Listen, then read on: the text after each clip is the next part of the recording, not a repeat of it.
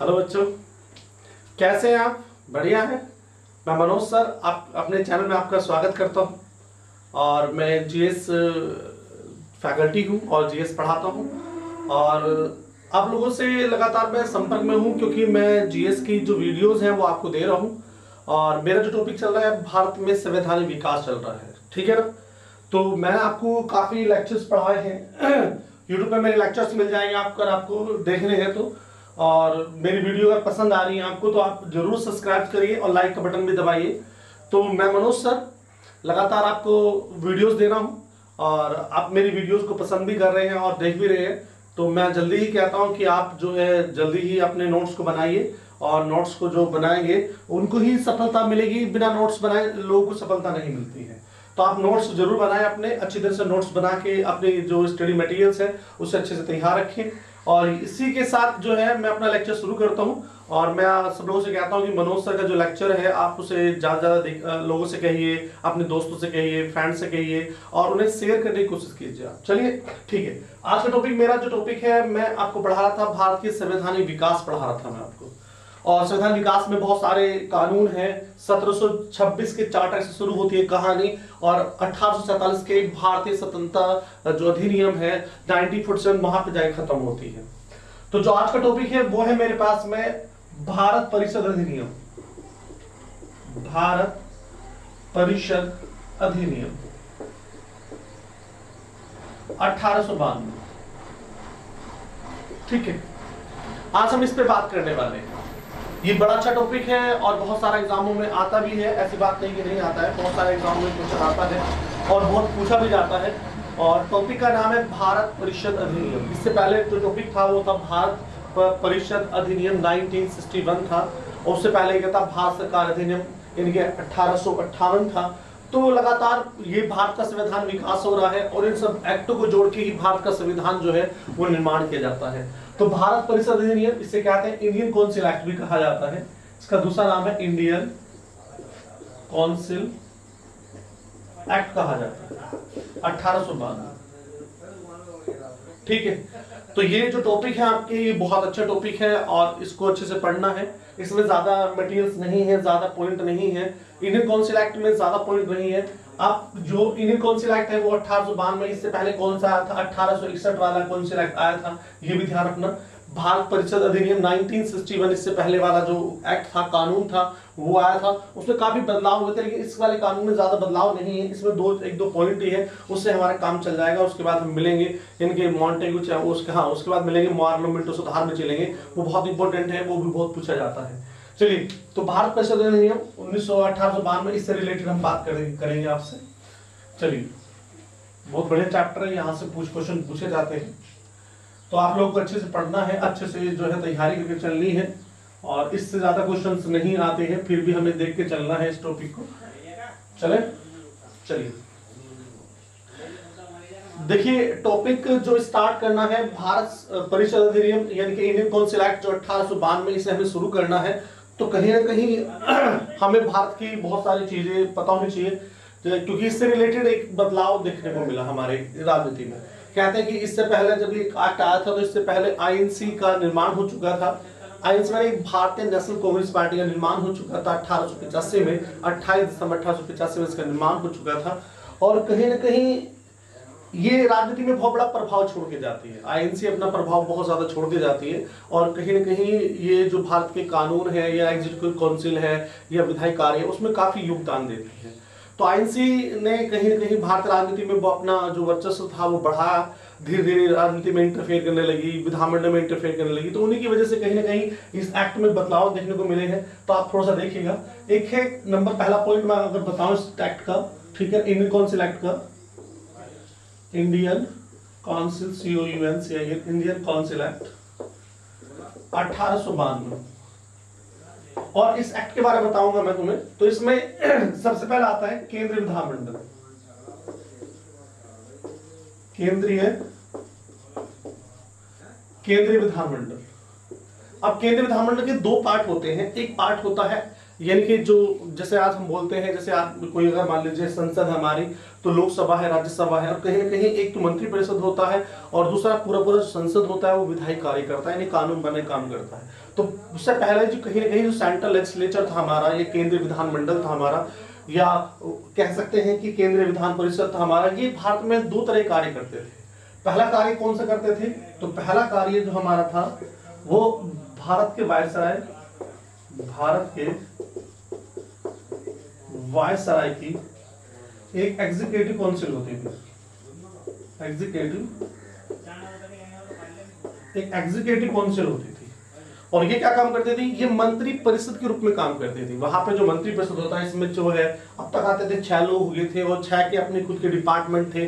कोई गृह मंत्री था, कोई वित्त मंत्री था, कोई राजस्व मंत्री था, कोई जो पब्लिक अफेयर से रिलेटेड था। तो कुल मिला के 6 लोग, इससे पहले वाली वीडियो में बता चुका मैं। तो भारत के वायसराय की जो एग्जीक्यूटिव काउंसिल थी कि कहीं ना कहीं मंत्री परिषद के रूप में काम करती थी, जिसे हम कह सकते हैं कि मंत्री परिषद की भूमिका में थी। ठीक है। अब आता है कि केंद्रीय विधानमंडल में दूसरा कार्य कौन है? ये विधायक वायसराय की जो एग्जीक्यूटिव काउंसिल है, ये मंत्री परिषद की भूमिका थी, और ये प्रशासनिक कार्य करती थी। प्रशासनिक कार्य करती थी। ठीक है। उसके बाद दूसरा आता है विधायी कार्य।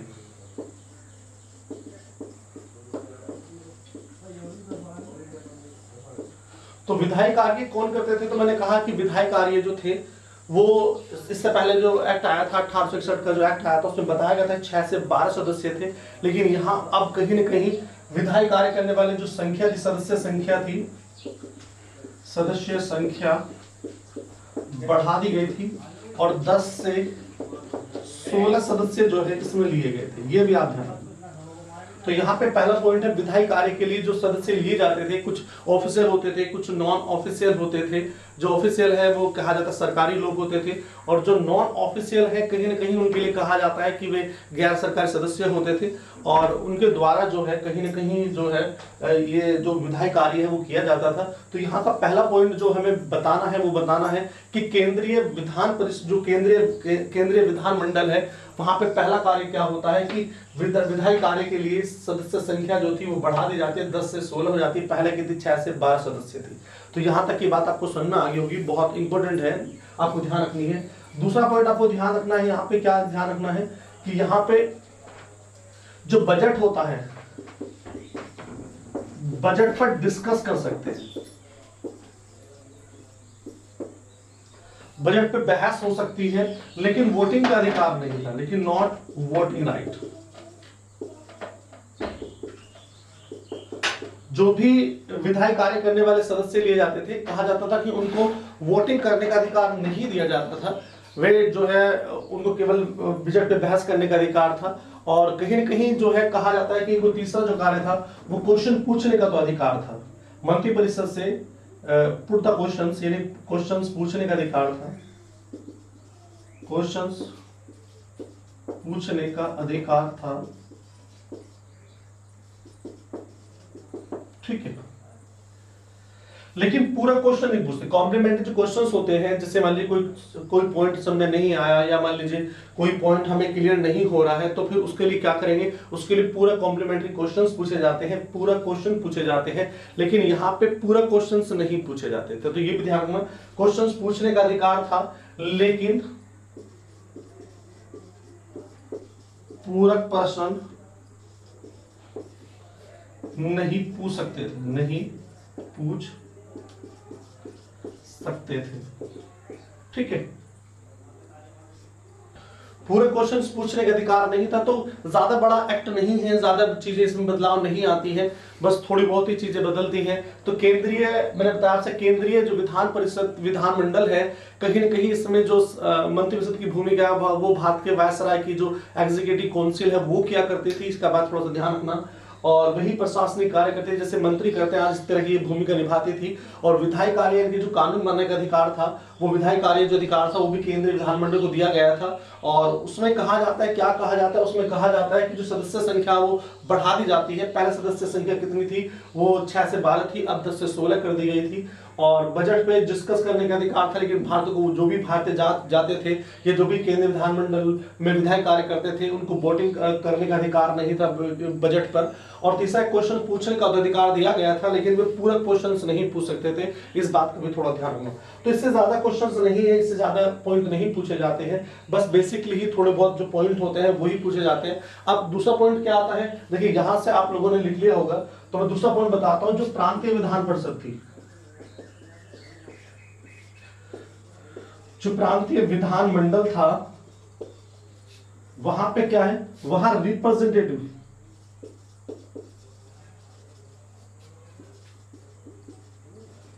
वहां रिप्रेजेंटेटिव मेंबर्स लिए जाते थे।